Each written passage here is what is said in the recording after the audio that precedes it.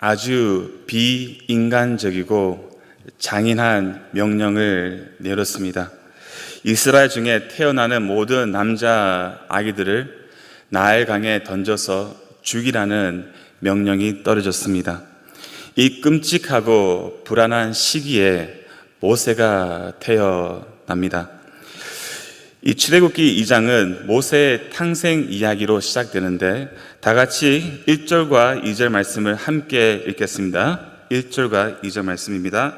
레위 가족 중 한 사람이 가서 레위 여자에게 장가들어 그 여자가 임신하여 아들을 낳았으니 그가 잘생긴 것을 보고 석 달 동안 그를 숨겼으나. 아멘. 레위 가족 중 한 사람이 가서 레위 여자에게 장가들었는데 그 여자가 임신하여 아들을 낳았습니다. 우리가 잘 알다시피 그 아들은 누굽니까? 모세입니다. 놀랍게도 이 부모님은 매우 위험한 결단을 합니다.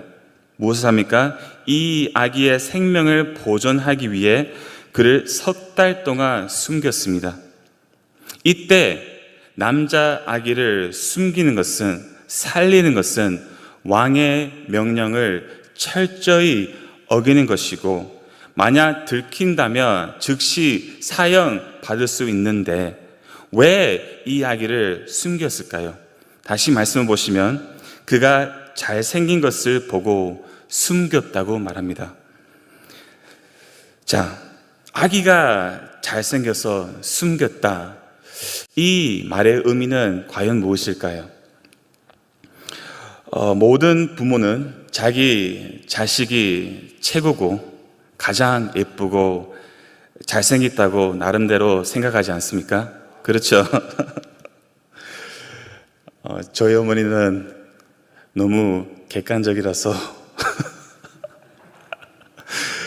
너무 솔직하셔서 저보고 잘생겼다는 얘기를 하지 않습니다. 네, 아무튼 사실 여기에서 말하는 잘생겼다는 것은 단순히 외모적인 것이 아닙니다. 미모를 말하는 것이 아니라는 것입니다. 성경은 외모 지상주의를 추구하지 않습니다.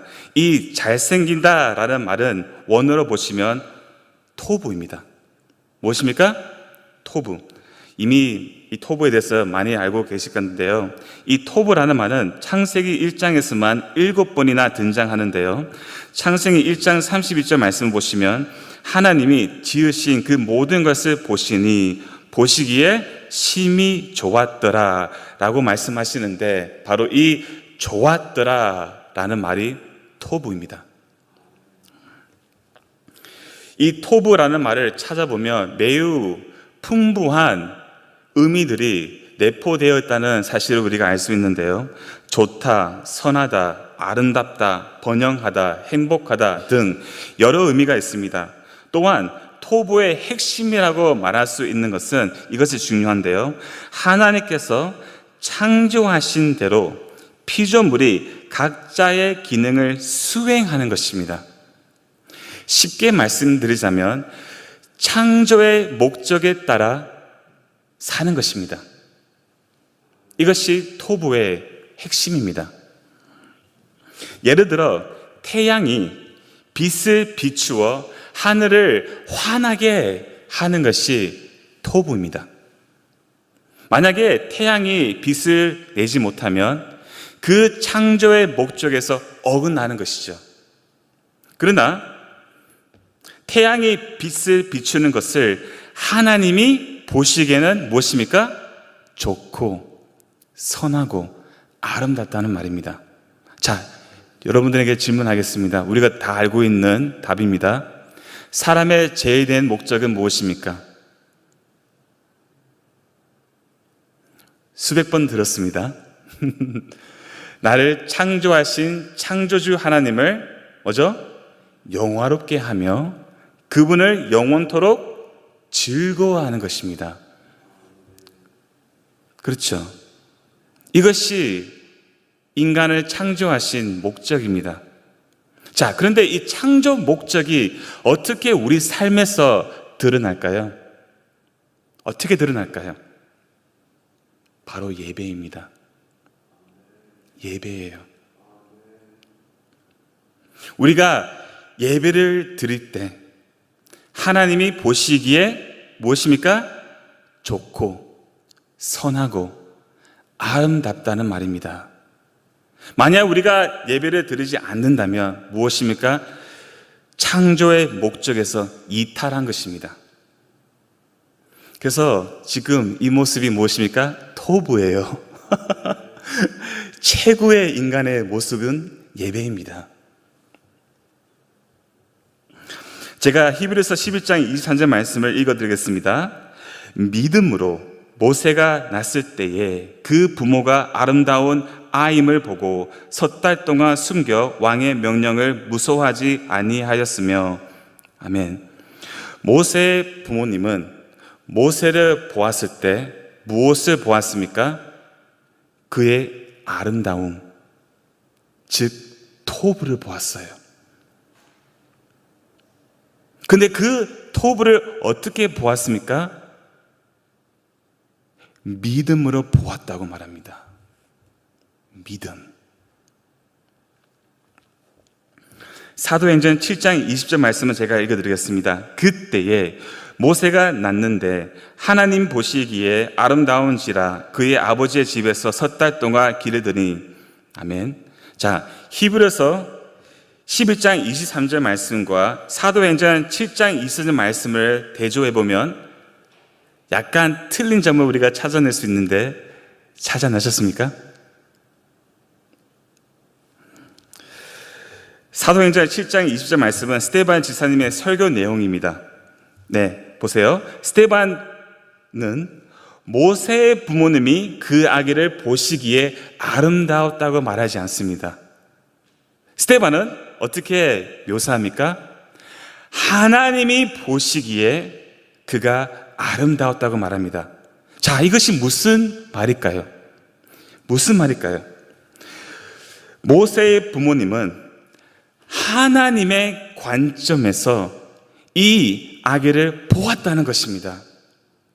하나님의 관점에서, 하나님의 시선에서, 시각에서 이 아이를 보았습니다. 여러분, 하나님의 관점에서 보는 것이 믿음이라고 합니다. 믿음. 믿음으로 이 아기를 보니 이 아기는 선택받은 아주 특별한 아이, 하나님의 뜻, 하나님의 목적을 성취하기 위해 태어난 아기란 것을 부모님이 보았다는 것입니다. 그래서 왕의 명령을 무서워하지 않고 그 아기를 석 달 동안 숨길 수 있었던 것입니다. 중요한 것은 이 믿음도 물론 하나님께서 주신 믿음입니다. 자, 여기에서 우리가 상대방을 어떻게 대하여 하는 원리, 법을 배울 수 있습니다. 어떻게 우리를 서로 대하여 하는 법. 좋은 종교개혁자 존 칼빈은 상대방을 볼 때, 자, 중요합니다. 상대방을 볼 때 육신의 눈으로 그 사람의 겉모습을 보지 말고 믿음의 눈으로 그 사람의 안에 있는 하나님의 형상을 바라보라 라고 말합니다. 무슨 말입니까? 우리가 육신의 눈으로 상대방을 보면 뭐가 잘 보입니까? 그 사람의 단점이 잘 보이죠. 그 사람의 못난 모습이 속 눈에 들어옵니다. 그렇기 때문에 어떻게 됩니까?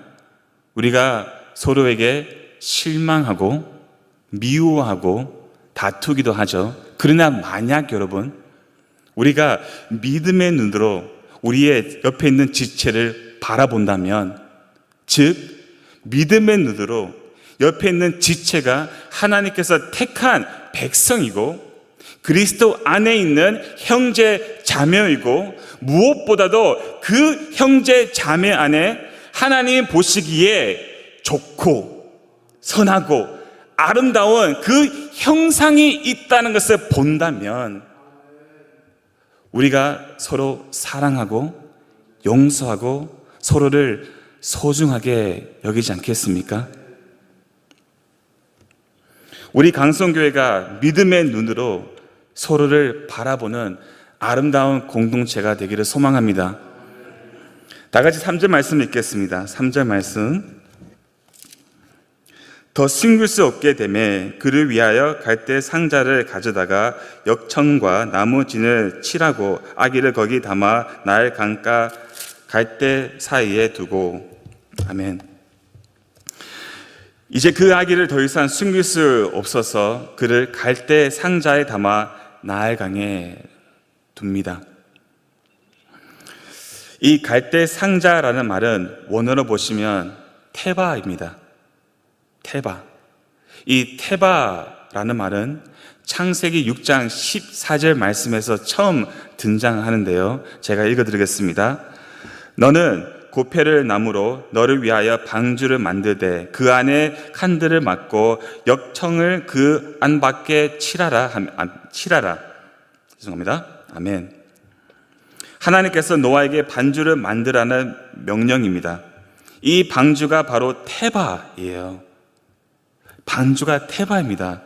그러니까 이 갈대 상자와 노아의 방주는 같은 테바라는 말을 사용하고 있습니다. 자, 여러분, 이것을 한번 생각하기 원하는데요. 노아의 방주에 하나의 특징이 있는데 그것이 무엇이냐면 노아가 방주를 조절할 수 있는 방법이 아예 없었다는 것입니다. 노아가 그 방주를 자기 마음대로 조절할 수 있는 방법이 없었습니다. 닭도 없었고 핸드도 없었고 브레이크도 없었고 방향키도 없었습니다.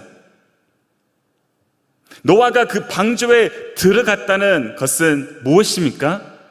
하나님께서 그 방주를 친히 보호하시고 하나님께서 정하신 목적지로 하나님께서 완벽하게 운행하실 것을 노아는 믿었다는 것입니다. 모세의 부모님도 이런 믿음이 있었다는 거예요.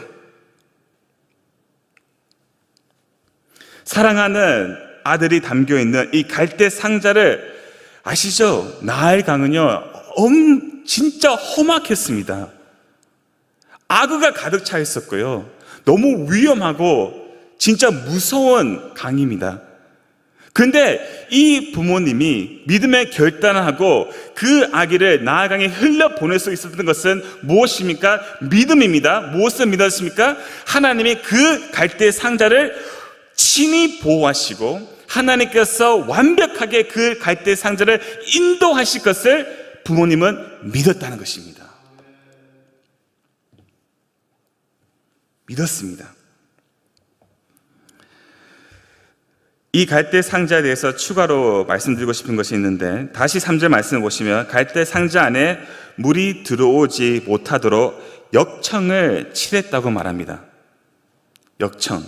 노아 방주도 만들 때 하나님이 역청을 그 안 밖에 칠하라고 명령하시죠.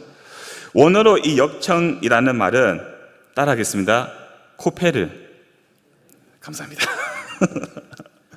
코페르. 이 단어가 귀엽죠? 코페르. 귀여워요. 네, 이 코페르나 이 단어는 흥미로운 단어인데요. 코페르나 말은 진짜 신기합니다.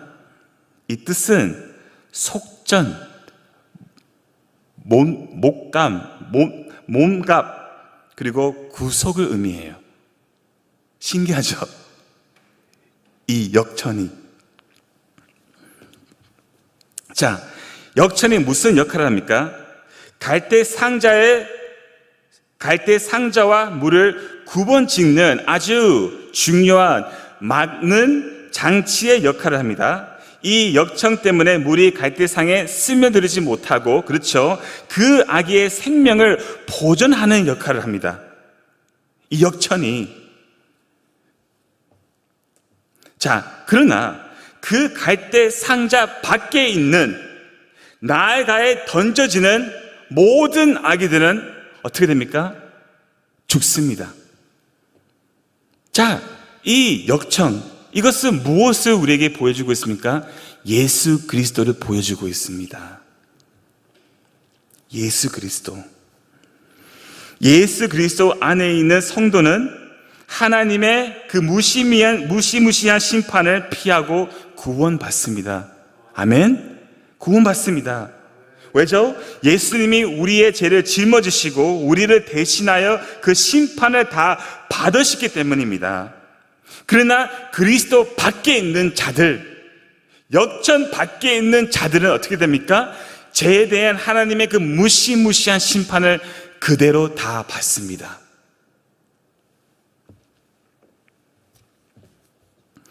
모세의 부모님은 믿음으로 그 갈대 상자에 넣고 그 아들을 그 갈대 상자에 넣고 나일 강에 흘러 보냅니다. 그런데 하나님의 완전한 섭리는 무슨 드라마보다 더 기가 막히지 않습니까? 보십시오. 그 갈대 상자가 어디로 갑니까? 5절 말씀을 보시면 바로의 딸 애굽의 공주에게 흘러갑니다. 애굽의 공주에게.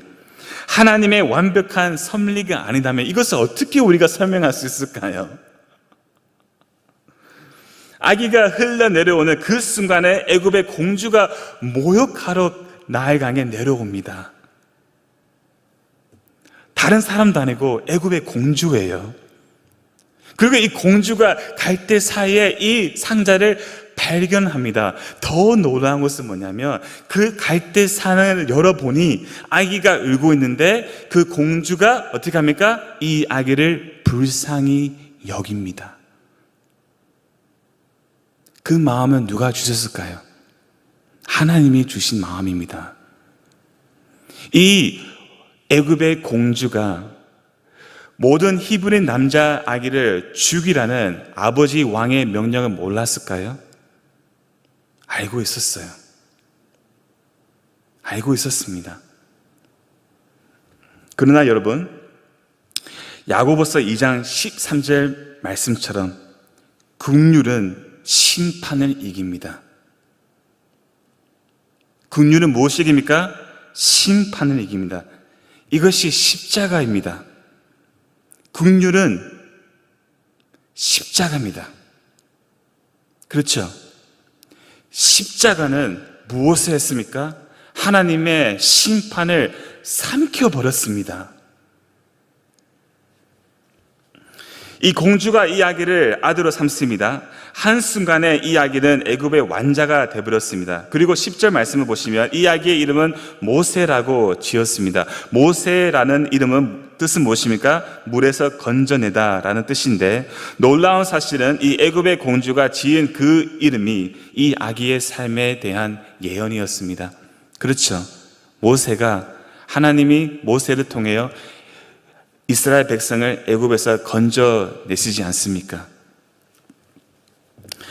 그러나 2장의 핵심 주제는 모세의 탄생보다 이스라엘 백성을 애굽에서 건져내는 역할을 할 수 있는 사람으로 모세를 만들어 가시는 하나님의 역사의 이야기입니다. 자, 빨리, 우리가 다 아는 얘기이기 때문에 빨리 진행하겠습니다. 시간이 다 돼서. 사도행전 7장 20절 말씀을 보시면 모세가 애굽 사람의 모든 지혜를 배워 그의 말과 하는 이들이 능하더라 라고 말합니다. 21절 말씀을 보시면 모세는 40년 동안 애굽의 왕자로 살았다고 말합니다. 40년 동안 왕자로 살았어요. 모세는 이 애굽의 모든 지혜와 그리고 모든 일에 능했다고 성경은 말합니다. 그러나 어느 날 모세가 자기 형제 즉 이스라엘 백성에게 나갔는데 어떤 애굽 사람이 한 히브리 사람을 치는 것을 보고 어떻게 합니까? 그 애굽 사람을 쳐서 죽입니다. 죽이고 모래에 숨깁니다. 그렇죠. 그러나 이 사건이 바로의 기에 들어갔다는 것을 알고 모세가 무엇을 합니까? 두려워서 미디안 땅 즉 광야로 도망갑니다. 다 같이 15절 말씀 읽겠습니다. 15절 말씀 이것만 읽고 약간 설명하고 마치겠습니다. 15절 말씀. 바로가 이 일을 듣고 모세를 죽이고자 하여 찾는지라 모세가 바로의 낯을 피하여 미디안 땅에 머물며 하루는 운물 곁에 앉았더라. 아멘. 저는 이 운물 곁에 앉았더라 말에 큰 은혜를 받았습니다. 성경을 보면 우물에서 많은 사건들이 일어나는 것을 우리가 알 수 있습니다. 그렇죠? 이 운물은 생명, 번역, 희망을 상징하는데요. 이삭은 리브가를 우물에서 만났죠. 야곱은 라헬을 우물에서 만났죠. 모세도 자기 아내가 될 시브라를 이 우물에서 만납니다. 신약 성경의 요한복음 4장에서도 수가산 사마리아 여자가 참 신랑이신 예수 그리스도를 우물에서 만납니다. 그러나 이 운물은 모세에게는 인생의 터닝 포인트입니다. 터닝 포인트, 전환점입니다. 인생의 전환점이 어디 있습니까? 이 운물 곁에입니다. 왜냐하면 이때부터 하나님께서 모세 안에 있는 애굽을 비우시는 작업을 시작하기 때문입니다. 이것이 중요합니다, 여러분. 모세 안에 있는 애굽의 왕자의 교만함, 애굽의 문화, 애굽의 우상들, 애굽의 습관들을 하나님께서 다 비우게 하신다는 것입니다. 강한 이 모세를, 연약한 모세를 만드신다는 것이죠. 하나님은 그의 위대하심을 나타나시기 위해 연약한 사람을 사용하십니다. 이것을 기억하십시오. 이것이 바로 하나님의 역전입니다. 십자가는 연약하게 보이지만 하나님은 그 십자가를 통하여 구원을 성취하시고 하나님의 위대하심을 드러내십니다. 우리는 어떻게 생각합니까? 그 유명한 사람이 예수를 믿으면, 그 부자가 예수를 믿으면, 그 권력 있는 자가 예수님을 믿으면 하나님이 큰 영광을 받으시고 교회 안에 큰 일을 할 거다, 우리는 그 생각하지만, 물론 그렇게 할 수 있겠지만 하나님의 방식은 아닙니다. 하나님을 질그릇 같은 연약하고 아무것도 아닌 부족한 사람을 사용하셔서 당신의 영광을 드러내십니다. 이것은 모세가 보여주고 있다는 것입니다. 자, 보십시오. 모세는 이 미디안 광야에서 40년 동안 목자를 살죠. 40년 목자를 삽니다. 40년 동안 양의 엉덩이만 바라보고 살아갑니다. 하루의 인생은 아닙니다. 일상적이고 재미있고 초월한 인생이 되어버렸습니다. 그런데 나중에 모세가 시브라를 통하여 첫 아들을 낳았는데 21절 말씀을 보시면 그 아들의 이름은 무엇입니까? 이거 중요합니다. 게르솜입니다. 뜻이 무엇입니까? 내가 나그네가 되었다는 뜻입니다. 자, 여러분, 이거예요. 하나님께서 광야에서 모세 안에 있는 모든 애굽을 다 벗기시고 모세가 이 고백을 하기를 하나님께서 기다렸던 거예요. 뭡니까? 나는 나그네다. 여러분, 나그네는 무엇입니까? 집도 없습니다. 소유도 없습니다. 권력도 없고 명예도 없습니다. 그러나 나그네는 딱 한 가지를 가지고 있습니다. 무엇입니까? 하나님입니다. 나그네 삶은 오직 예수입니다. 모세는 이제 80살이 되었습니다. 광야에서 옛사람을 죽고 하나님 한 분이면 충분한 새 사람으로 변화되었습니다. 하나님이 이제 사용할 수 있는 사람이 되었죠. 그러나 아무리 준비해도 하나님을 부르지 않으시면 역사는 일어날 수 없습니다. 이것이 중요한 거예요.